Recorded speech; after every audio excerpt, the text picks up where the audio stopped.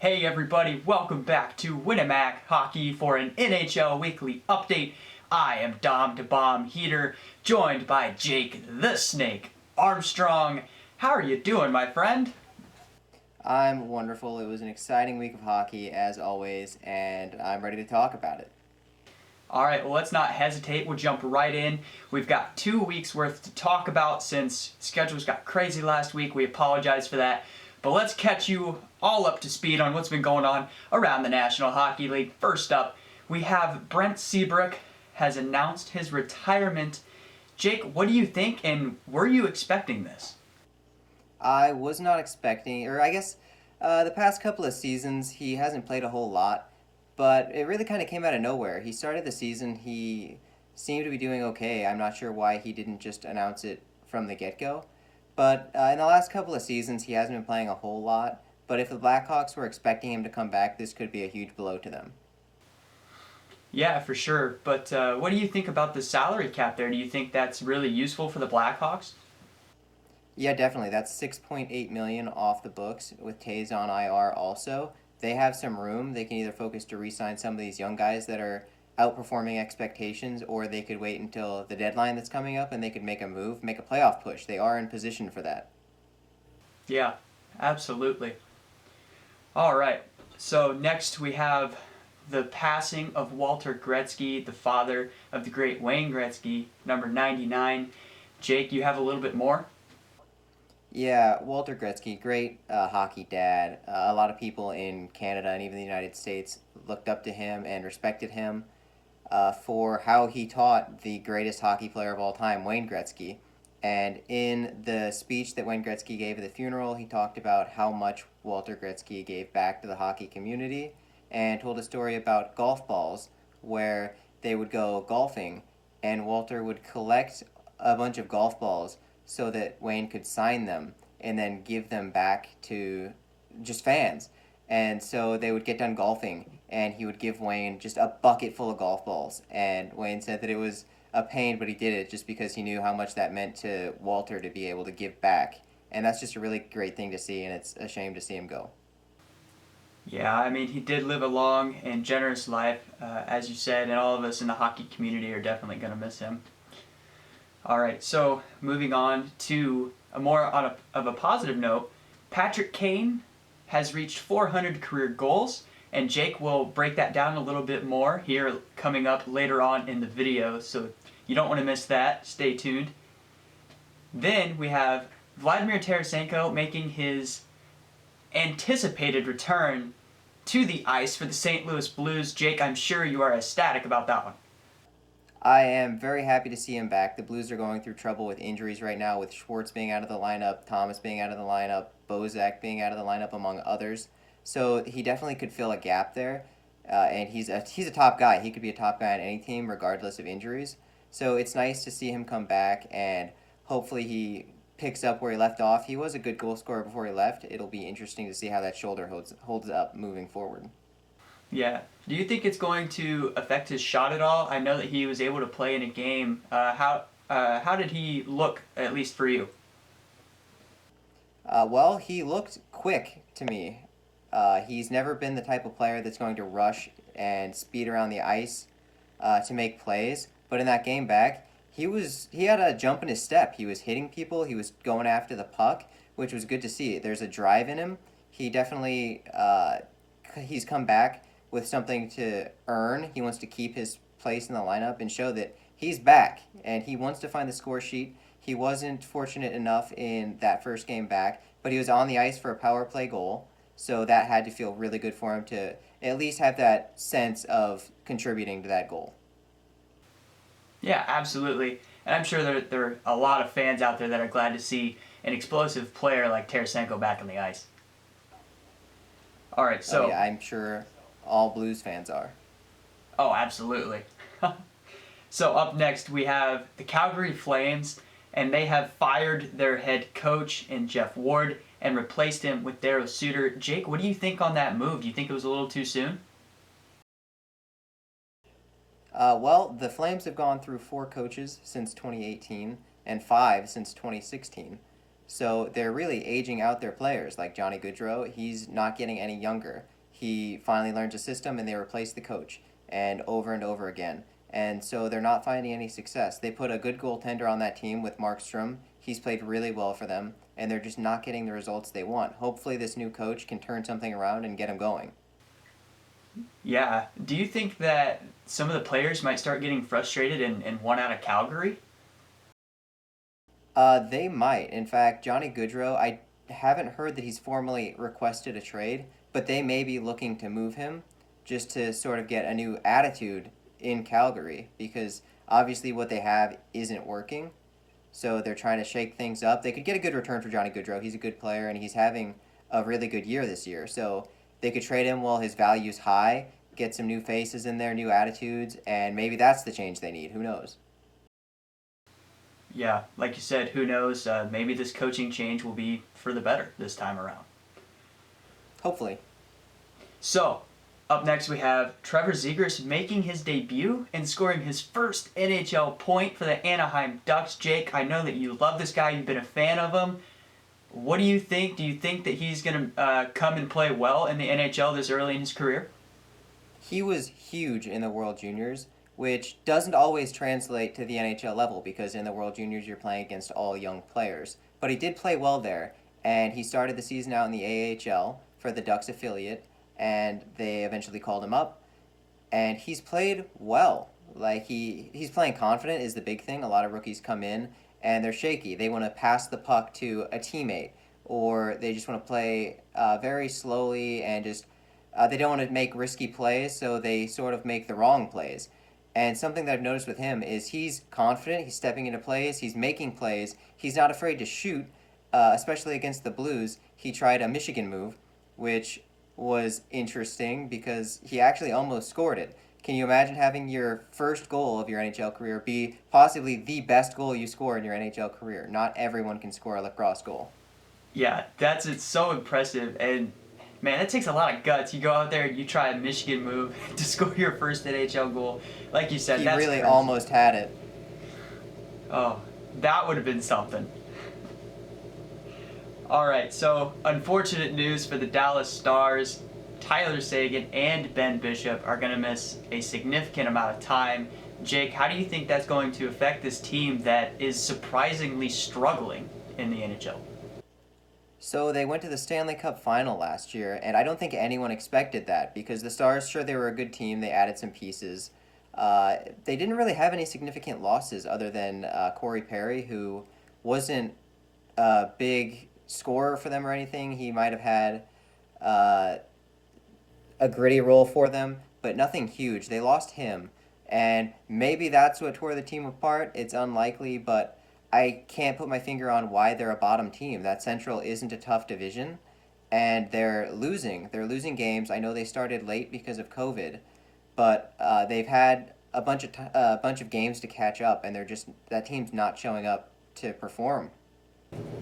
Yeah, and so how do you think that the loss of Sagan and Bishop is going to affect that team? I mean, at this point, do they cut their losses and start to tank, or do you think they should keep, or is that too early, do you think?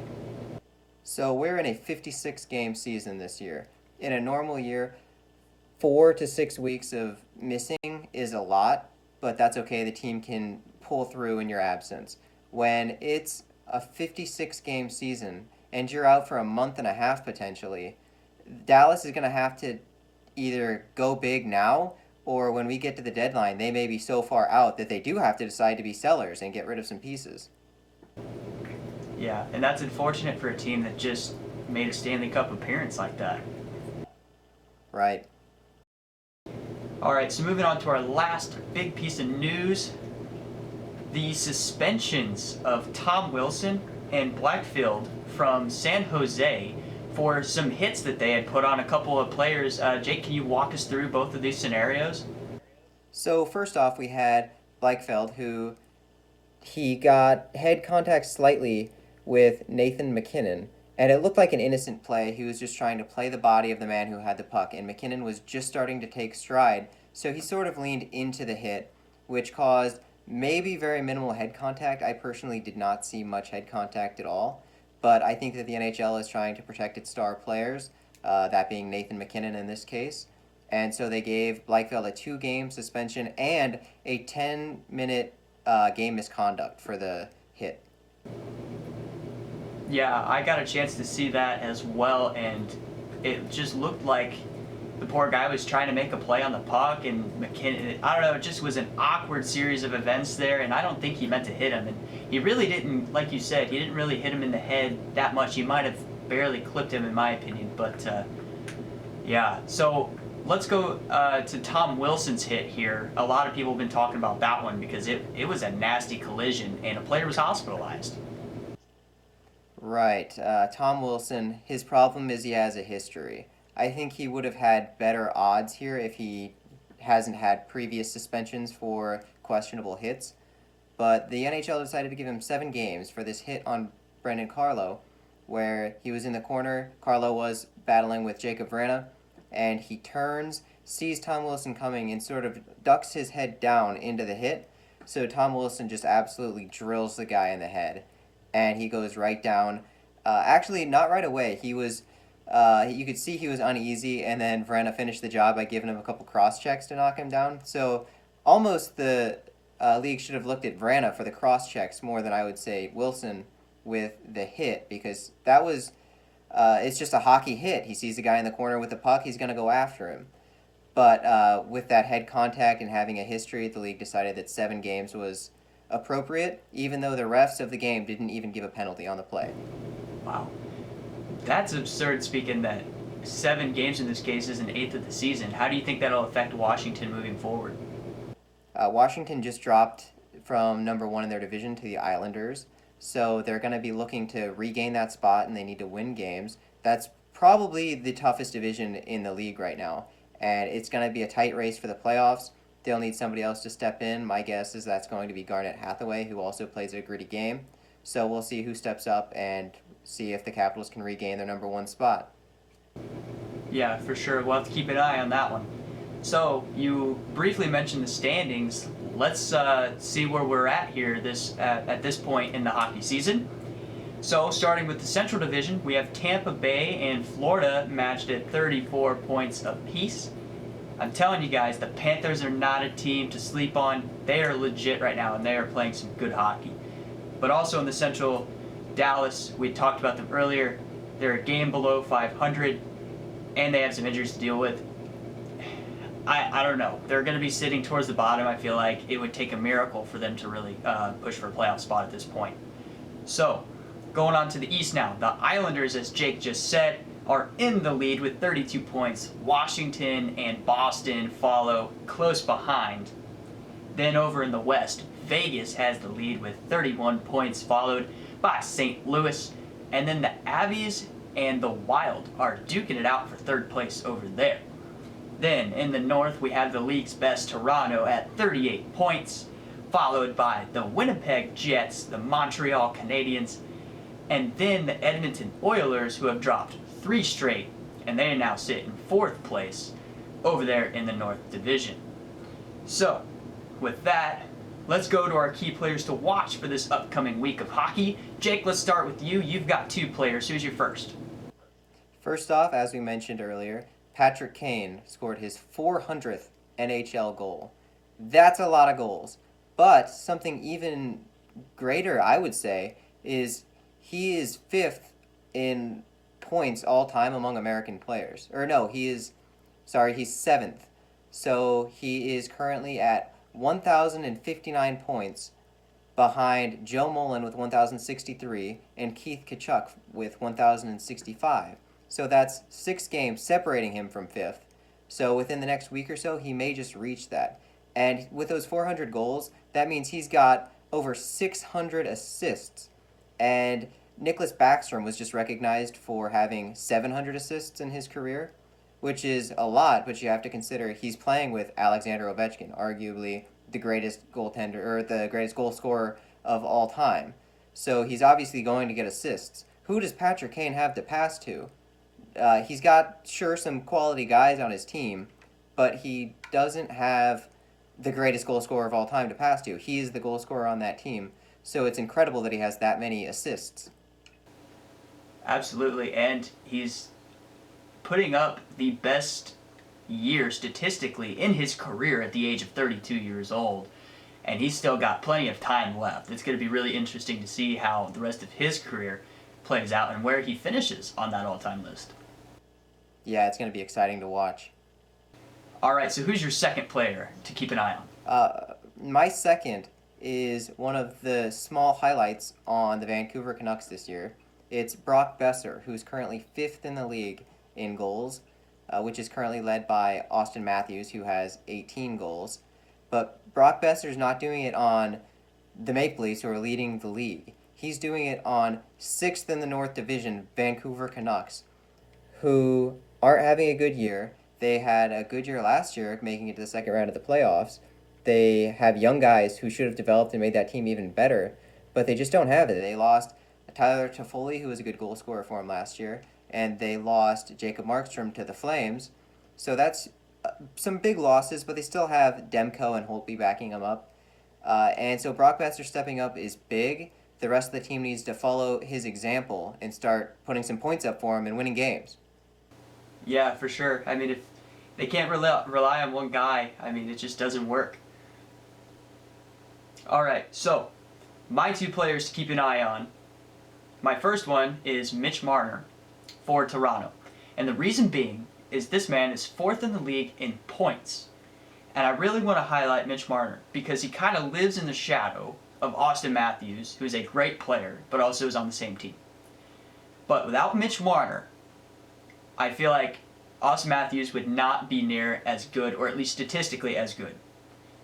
Because Mitch Marner is just a great overall player, and I don't think he gets the recognition he really deserves for being as good as he is.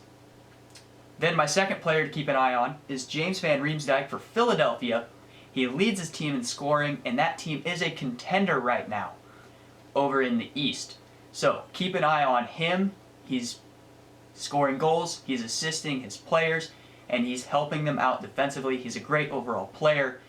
You got to keep an eye on this guy. He's going to keep racking up the stats this year. Interesting tidbit about JVR is in 2007 when he was drafted, he was the second place trophy behind Patrick Kane. So how it went down is Philadelphia is the worst team in the league that year. They have the best odds at the number 1 overall pick, and Chicago wins it. So Chicago takes Patrick Kane at number 1 overall, and JVR goes second.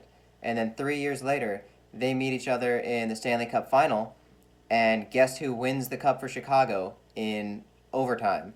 That number 1 overall pick, Patrick Kane. So it's good to see JVR step up and kind of make himself worth it for a team that lost out on Patrick Kane. Yeah, like we discussed earlier, it's hard to fill in the shoes of a guy who's got 400 goals and 659 assists. But like you said, I think JVR has done a pretty good job of making a name for himself. All right, Jake, any other comments or things you want to talk about before we wrap up this video and get prepped for another week of hockey? We're about halfway through the season, so it's make or break time for a lot of teams on the brink. They're either going to have a good rest of the year and make the playoffs, or they could slump and miss out. So, as always, it's going to be a great week of hockey, and I'm excited to watch. Me too, partner. Well, thank you all for joining us for this week's update of the NHL. Thank you for tuning in to Winamac Hockey. We'll see you next time.